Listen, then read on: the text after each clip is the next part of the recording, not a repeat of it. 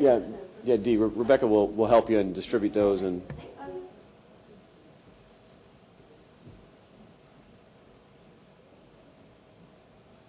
year in a row, the citizens of Poinciana are asking your approval to allow a referendum on Poinciana getting its own local municipal government.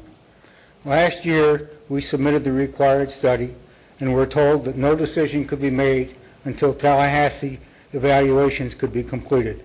The evaluation was completed in February of last year, and we were told at that point in time there were still questions that needed to be answered, and it was suggested to us that we resubmit the study in 2014 answering all those questions.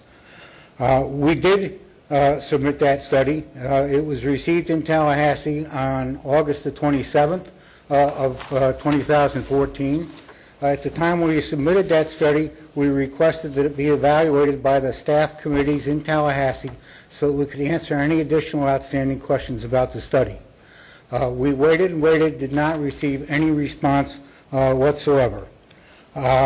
Yesterday afternoon, we finally received a response from the Department of Revenue.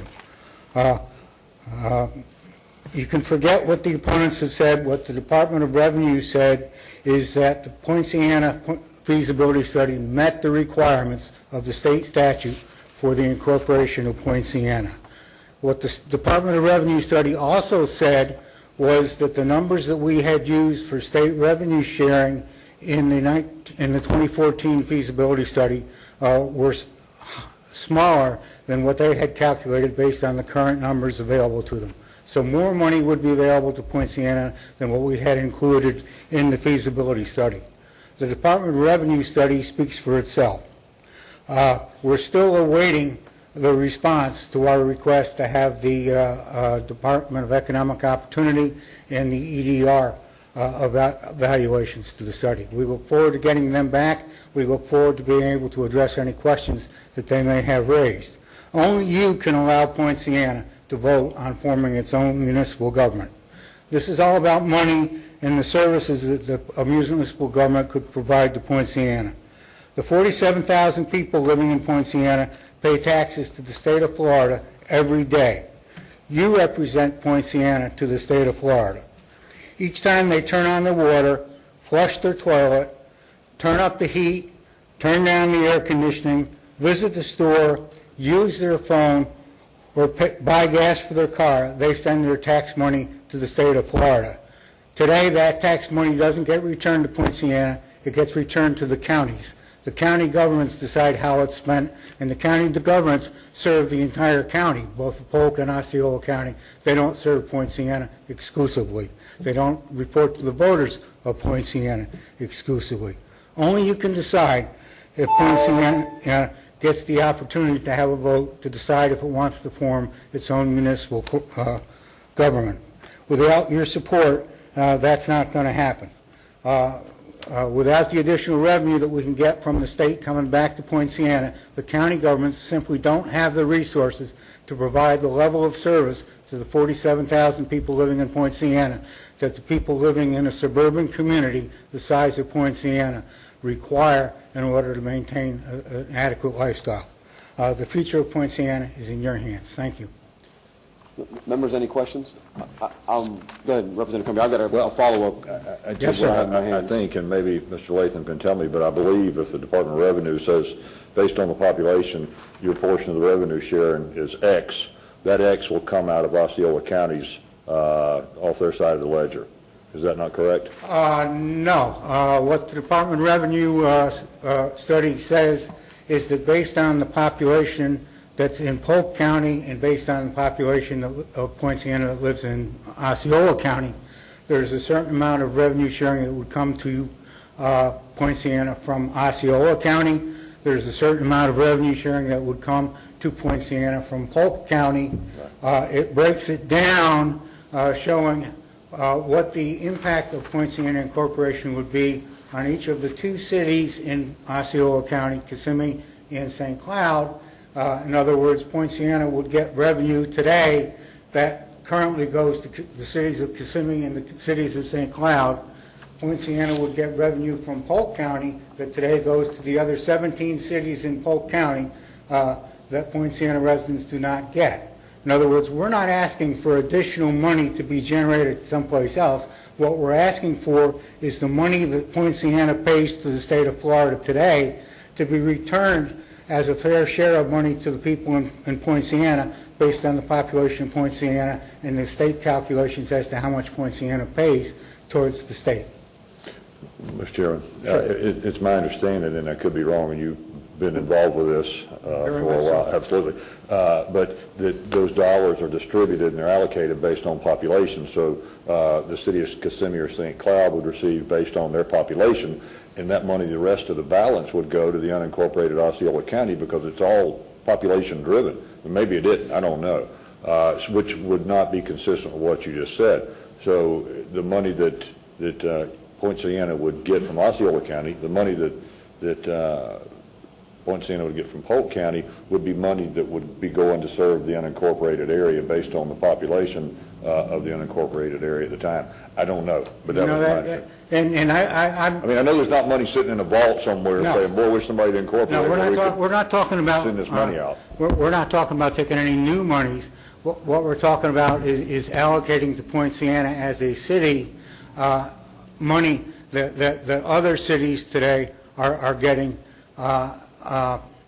The fact of the matter is, and you know, these are very complex issues, and you know, I had the opportunity to meet with your very capable aide, Barbara, and we went through that. I would be more than happy, because you expressed your concerns this year and have expressed them in the past about the financial capability of Poinciana to make it as a city, and I would be more than happy to do this with you and with any other member of the delegation and go through at length the evaluations from the state that we have received, the feasibility study that we provided, and go through and show the amount of money that Poinciana would get that we're not getting today, and where that money comes from, so that you understand the impact on the other unincorporated areas of both Polk and Osceola County and the other cities of both Polk and Osceola County. Other issues such as law enforcement, we do not propose that Poinciana have its own city police department. We have very capable sheriff's departments in both counties. What we do propose, and we have included money in the feasibility study, to hire additional deputies from both counties on site 24/7 in Poinciana, patrolling Poinciana. And there's no dispute the fact that deputies patrolling Poinciana from the two county sheriff's departments, in addition to what we already get today, will have a positive impact on the crime situation in Poinciana. Relative to public safety, we've got money proposed in the budget to put a new fire station in Poinciana. Let me correct myself. Polk said they would put the fire station there. We would provide $1 million a year from the city revenues that would staff that fire station that Polk can't afford to do today. They're asking for federal funds to try to get that, and the only way we'll ever get a fire station down there in the near future is if we have federal funds to do that. So there's a bunch of issues here, and it's a very complex issue, and I'm happy to discuss that. Well, it just seems to me like without additional taxes for the newly created city of Poinciana, you're taking money from one pocket, putting it in another pocket. You're taking money from Osceola County, which now they would use to fund their sheriff's department. You're putting it in your pocket and saying we're going to hire more deputies. So the money basically stays the same unless there's an increase in taxes and fees to provide additional revenue to make these enhancements. And you're absolutely correct. I mean, I'll be honest with you. We're talking about money that is being paid by the people who live in Poinciana, that is going to the city of Eagle Lake or the city of Dundee, for example, which are considerably smaller in population than Poinciana, don't pay nearly the amount of tax money that Poinciana does. If they, you know, I mean, it's great that they're getting that money, but people in Poinciana who are paying the taxes should have the opportunity to at least vote on whether or not they want to use that money to put the additional street lighting in so our kids don't have to walk to school in the dark, put the additional sidewalks in so they don't have to walk to school on the roads. There is $4 million included in the feasibility study for us to take over 400 miles of the 500 miles of current roads in Poinciana that are currently maintained by the counties. The counties would give us a kiss if we did that, and we have money in our proposed feasibility study showing how we can handle that. There's $4 million in that budget to maintain those roads. You heard what the HOA said, that they don't maintain those roads. The new city of Poinciana would. And so that would be an improvement for the people living in Poinciana. Mr. Laytham, when you're talking about law enforcement and talking about public safety, yes, you said that you have the right allocation. What is the allocation that you used in your feasibility study of what Osceola County is currently giving you, and what is the allocation that you're saying you would add on top of that if you've incorporated? Okay. We had very, very lengthy discussions with both Sheriff's Judd's department in Polk County and Sheriff Hansel's department in Osceola County. And what we were told, and we received in writing, was that if Poinciana were to become a city, we would continue to receive the same support from both county sheriff's departments that we get today, with no additional money being paid by the city. So what we have said is, based on the money that we project from the evaluations would be coming into Poinciana, we would be able to allocate additional X millions of dollars a year at the discretion of the elected leaders of Poinciana to pay for additional deputies dedicated to Poinciana, not on patrol throughout the county, but dedicated. I understand the concept. I get that. Okay.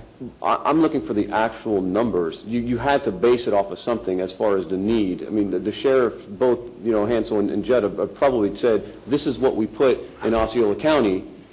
And then you're saying that you need additional law enforcement officers. Well, what is that addition? Well, and we're talking about cost and the theory. The theory, yeah. It's easy to make sense, but does the actual need make sense? Yeah. Well, let me, and I'm taking off the top of my head, but we got the quote from both sheriff's departments as to what it would cost Poinciana to have additional 24/7 deputies dedicated to Poinciana, because we would have to pay that to the sheriff's departments in order to get that additional deputy coverage.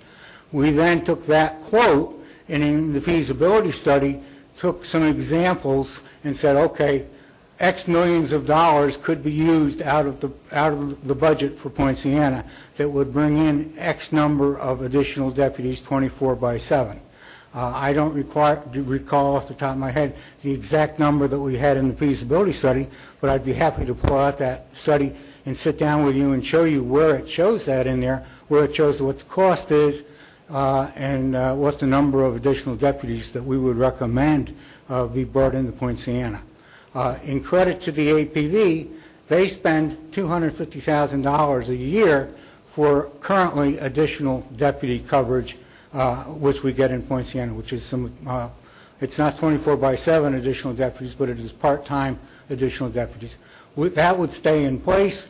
If Poinciana would become a city, the feasibility study recommends that X number of additional deputies be hired from both Polk and Osceola County to come in and reside in Poinciana 24/7 to provide additional coverage to supplement the county sheriff's departments that we already get.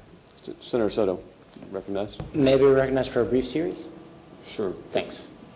First, a lot of these estimates would ultimately be determined by a popularly elected city council. Is that correct? That is true. The state statute does require us, however, to put together a fairly detailed study showing the amount of projected revenue and the amount of projected expenses. And how many people would live in the proposed city? 47,000 people. And how far away are the 47,000 people who lived in Poinciana from the county seats? I can tell you exactly. It is 17 miles to drive from where I live, which is in Solivita, which is in the center of Poinciana, to the Osceola County Courthouse. And I think the bunch of people mentioned it this morning. That's 17 miles if you're a bird flying over the distance. It takes you an hour to get there during rush hour. When I come to an Osceola Expressway meeting, for example, 9 o'clock here in the County Commission meeting, I leave my house at 8 o'clock to get here at 9 o'clock in the morning. So that 17-mile stretch over Unpleasant Hill Boulevard, and it's called Pleasant Hill, but we call it Unpleasant Hill because of the traffic situation, takes an hour to do. It is 45 miles from my house to the County Commission chamber in Bartow. It takes less time for me to get to Bartow than it does for me during rush hour to get to Kissimmee. But nevertheless, that's how far we have to go. If I can just take a moment of your time, we recently had a situation, and it was publicized in the local paper, the Laytham Ledger, about 18-wheeler semi-tractor trailers parked in the streets in the village of Village 7.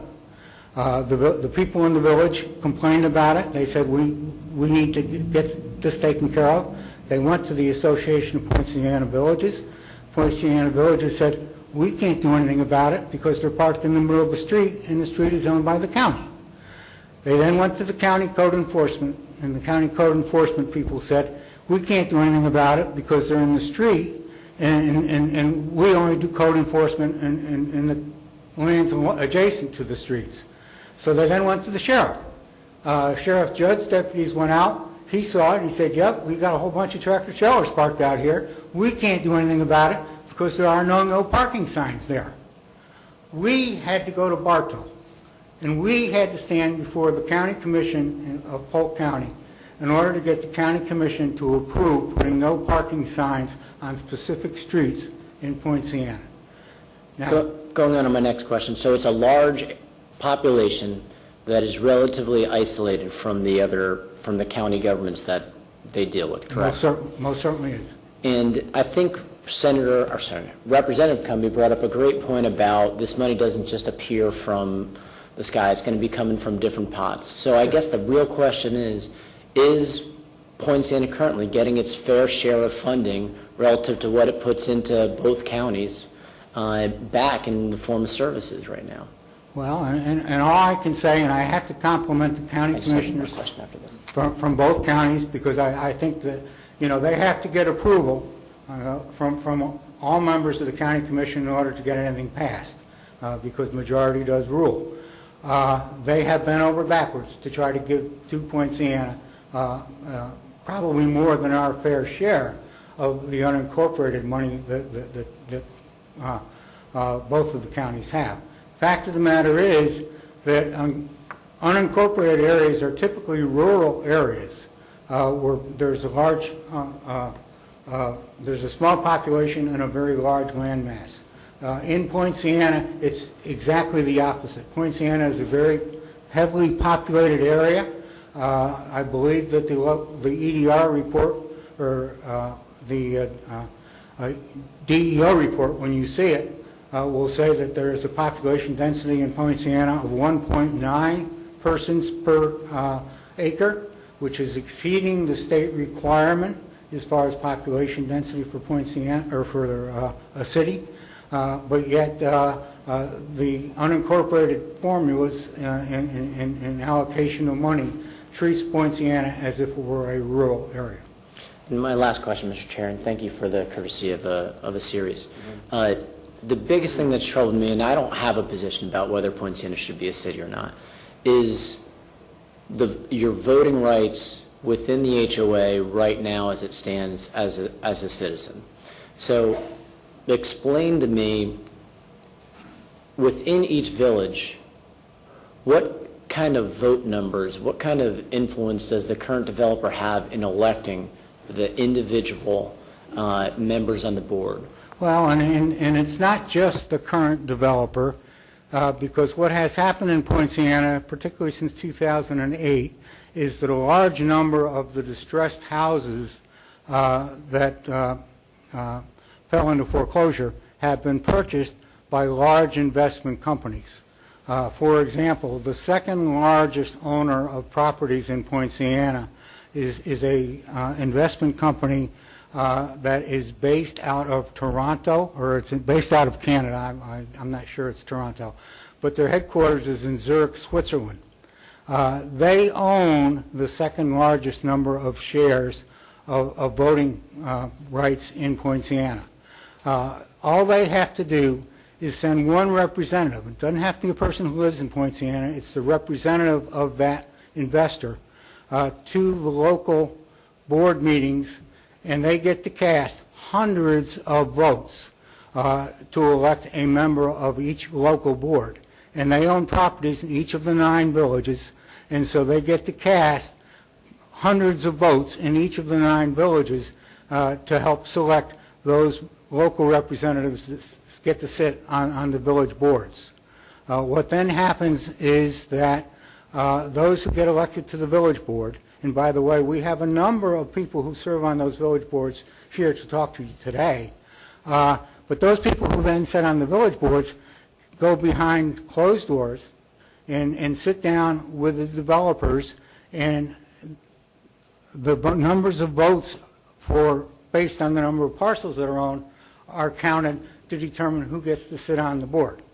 Now, technically, there are thousands of people who live in Poinciana.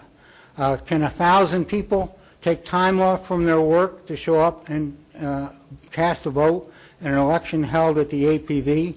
The elections are held on a Tuesday from 9 a.m. in the morning until 5 o'clock at night. Nobody who lives in Poinciana, who works outside of Poinciana, can get to and from work by leaving at 9 o'clock in the morning and getting back in time for 5. Can't be done. And so as a result, what you find in the typical election is that there are hundreds of votes cast by the developers, the property investors. There are a handful of votes cast by the actual residents, and unless the property owner approves of the resident who's running, it's the person who the property owner cast their votes for that ends up winning.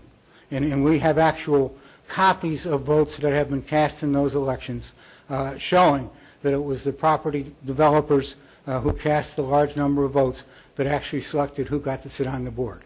The fact of the matter is that those individual owners in Poinciana that own property don't bother to show up at the village elections because their votes get overridden by the massive number of votes cast by the developers and property owners.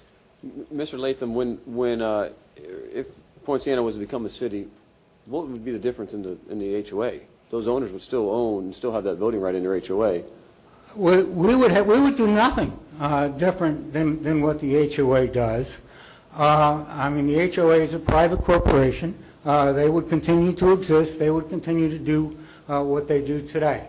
I'm just trying to find the relevance of what you were just mentioning. Okay. Well, and give me just a second, and I'll try to answer that for you.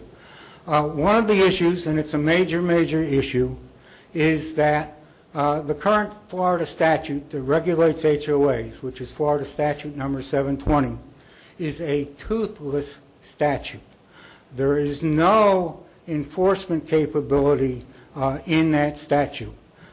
Today, when there is a violation of 720 that an individual homeowner wants to raise an issue about, it's incumbent upon that individual homeowner to file a lawsuit against the HOA.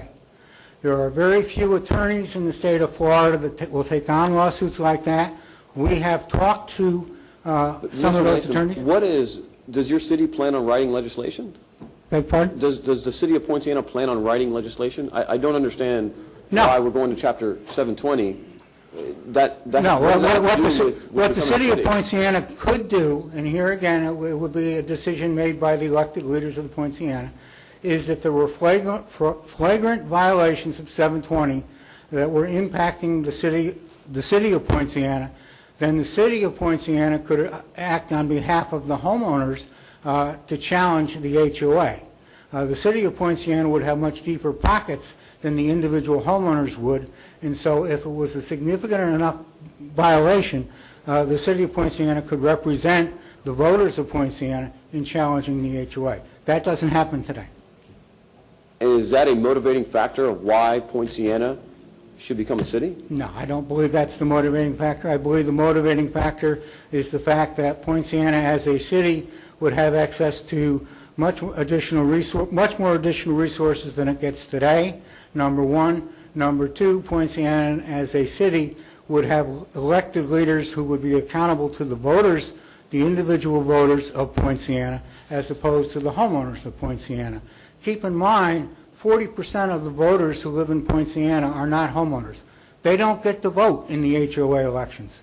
How can you expect that they feel like they're living in a place that they have any say as far as the local government when they're not allowed to vote in a homeowners association's election? But they're still residents of Osceola County, and I don't want to bring up the HOA because we keep on going around in a circle. No, So they're still a resident of Osceola County, but then again, the Osceola County has only got so much local capability that it can provide for Poinciana. But in your words, Osceola County has bent over backwards and done more than their fair share. I believe that is the case, but that doesn't match up with what Poinciana could possibly get if it were a municipal Florida city under Florida revenue sharing laws. Any other questions, members? Thank you, Mr. Laytham. Thank you for bearing with us. Next up, from the Florida Nonprofit Alliance, Brock Rosser.